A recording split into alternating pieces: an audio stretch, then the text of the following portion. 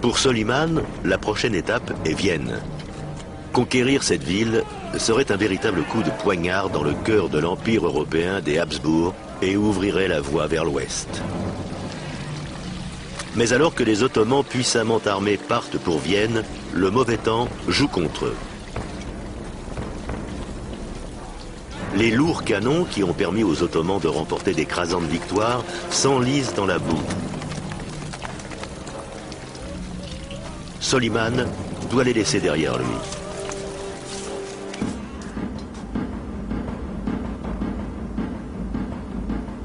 Uniquement dotés de l'artillerie légère, les Ottomans pilonnent la ville sans relâche, mais chaque petite brèche est âprement défendue. Après un long siège et à l'amorce de l'hiver, Soliman retire ses forces armées. Il n'est pas inquiet, il pense revenir sous peu. En réalité, il ne reviendra jamais. L'échec de Soliman à conquérir Vienne va être essentiel. C'est sa première grande défaite en Europe depuis très longtemps. Jusqu'alors, les Européens n'ont fait que perdre, encore et toujours. Et l'aube d'un nouveau jour se lève pour l'Europe. Soliman n'a pourtant pas grand-chose à craindre de l'Europe. Ce sont les Safavides musulmans et même sa propre famille qui vont infliger les plus grands tracas au sultan et par conséquent à l'Empire.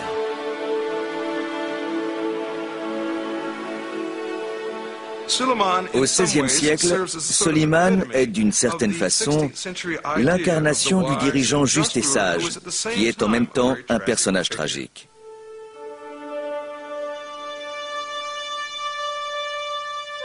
Dans le palais du sultan, où le monde du pouvoir domine, les complots ne cessent jamais.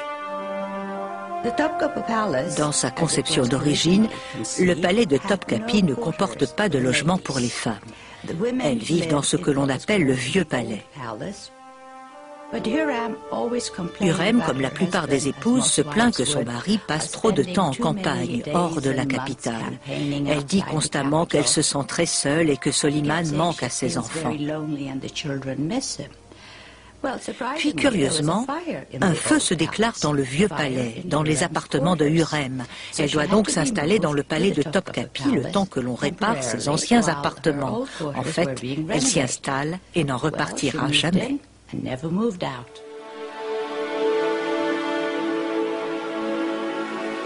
Hurrem se trouve maintenant au centre du pouvoir. Elle fait tout pour promouvoir son fils comme seul et unique héritier, et elle est au centre d'un réseau de commérages et de soupçons funestes. Elle est totalement dévouée à son mari. Elle prend chaque attaque contre lui comme une attaque personnelle contre laquelle elle doit lutter. La première menace vient d'Ibrahim Pacha, qui s'arroge de titres uniquement accordés au sultan. Hurrem a un mauvais présage et afin de protéger l'Empire et la dynastie, elle se débarrasse d'Ibrahim Pacha.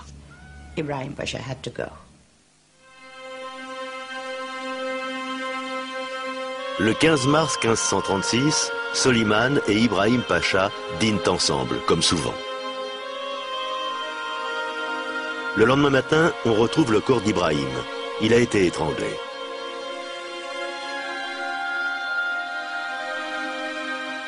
Pour Soliman, le temps de la désolation ne fait que commencer.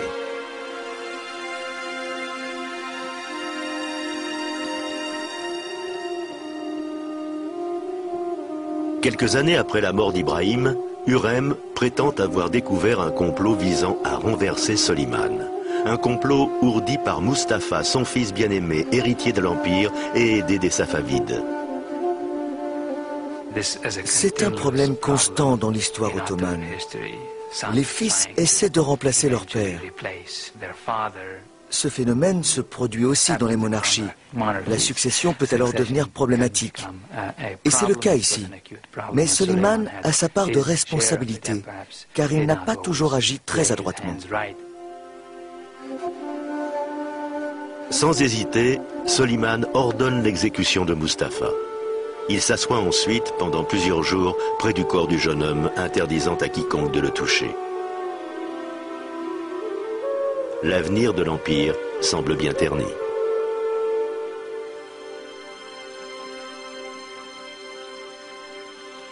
L'année suivante, à la mort de Hurrem, Soliman sombre encore plus profondément dans le désespoir et va chercher consolation dans la poésie.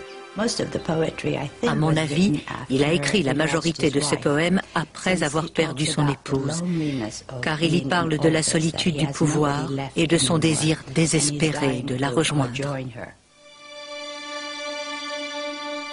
Si ton règne sur le trône impérial semble éternel, ne te méprends surtout pas. Un jour, un vent néfaste insufflera tous les malheurs des cieux sur cette terre de beauté.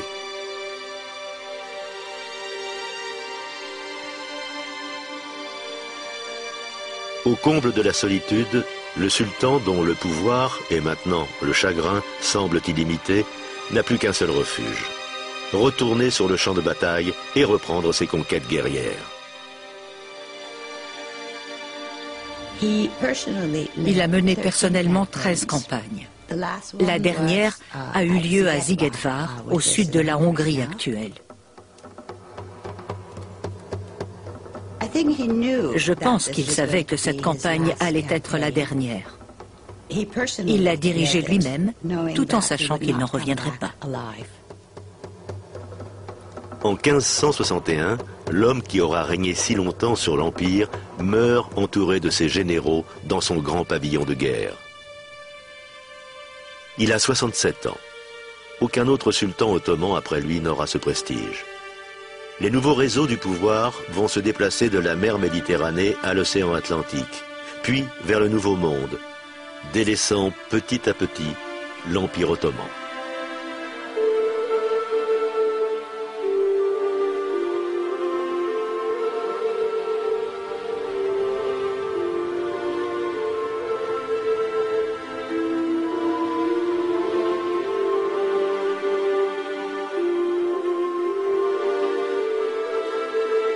À Istanbul aujourd'hui, les soufis et les derviches tournoient toujours au rythme des prières qui accompagnent leur danse, tout comme au temps de Soliman. Les origines mystiques de cette méditation par le mouvement sont même antérieures au sultan. Elles remontent au prophète Mahomet. Vous avez atteint le niveau supérieur parmi toutes les congrégations de ce monde, assure le Coran à tous ses adeptes. Car vous prescrivez d'accomplir tout ce qui est juste, d'interdire ce qui est mal et d'avoir foi en votre Dieu. Les civilisations islamiques et occidentales ont les mêmes racines, qui se sont d'abord manifestées dans le croissant fertile, le monothéisme des juifs et des chrétiens, et la culture intellectuelle classique des Grecs anciens.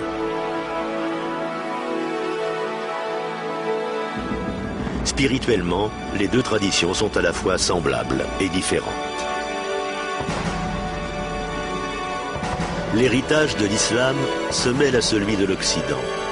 Et pour les milliards de musulmans qui forment la deuxième plus grande communauté religieuse au monde, c'est un héritage vivant, un élément fondamental de la grande quête des humains, la civilisation.